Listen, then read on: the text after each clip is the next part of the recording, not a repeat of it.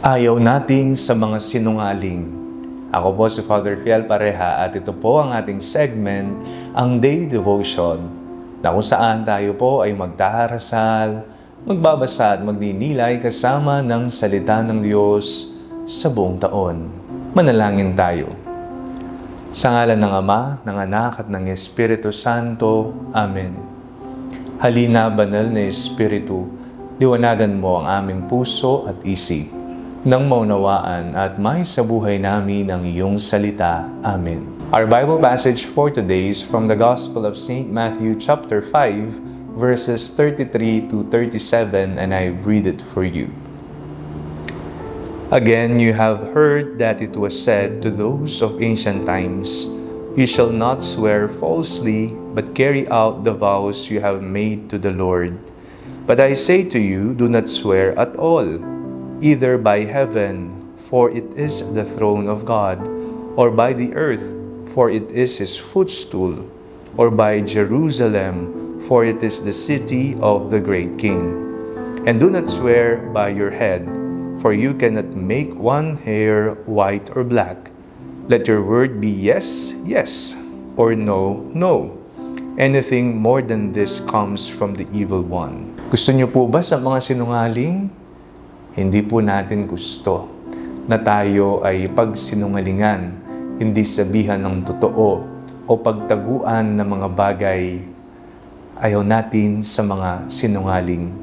Ayaw din po ng Panginoon sa mga sinungaling, sapagkat sa ating binasang Ebanghelyo, ang sabi ay huwag kang manumpa kung hindi mo naman gagawin. Huwag kang mangako kung ito rin naman ay mapapako. Sabihin mo kung oo, oo. Hindi, hindi. No, sapagkat anuman ang daragdag dito ay nanggagaling sa masama. Ang pagsasabi ng totoo ay pagsasabi ng ngalan ng Diyos, sapagkat si Kristo na mismo ang nagsabi, "Ako ang katotohanan." Kapag ang kaniyang alagad ay nagsasabi ng totoo, ipinapahayag niya ang mabuting balita ng Diyos. Kapag tayo ay nagsisinungaling, hindi ito nanggagaling sa mabuting balita ng Diyos. Ito ay nanggagaling sa ating sariling kasinungalingan na nagmumula sa kasamaan. Pagkapilitan po natin palagi, ito naman po palagi ang panawagan sa atin na magsalita ng totoo. Huwag po tayong mangako kung hindi rin po natin gagawin.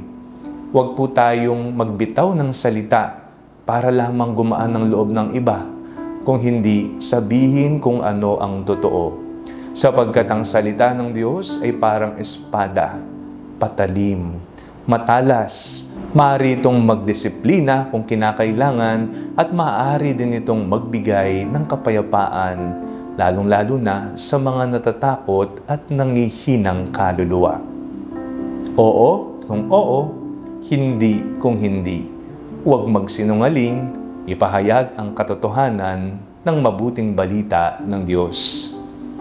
Manalangin tayo. Panginoong Jesucristo, kayo po ang katotohanan ng mundo. Maipahayag nawa namin ang totoo sa lahat ng taong makakasalamuha namin araw-araw. Amen. Sa ngalan ng Ama, ng Anak at ng Espiritu Santo. Amen. Huwag po ninyong kalimutang i-like ang video ito. Mag-comment po kayo and share it with your family and friends. Ang panalangin bago matulog ay may sariling Facebook page na po. Huwag niyo pong kakalimutang mag-like at mag-follow dito, and do not forget to subscribe to our YouTube channel. I-click niyo lamang po ang link na nasa description ng video ito, o kaya naman po just search Father Fiel Pareha. At kung nais niyo pong maging updated sa ating pagpapahayag, you can join our broadcast channel dito po sa ating Facebook page. God bless you po.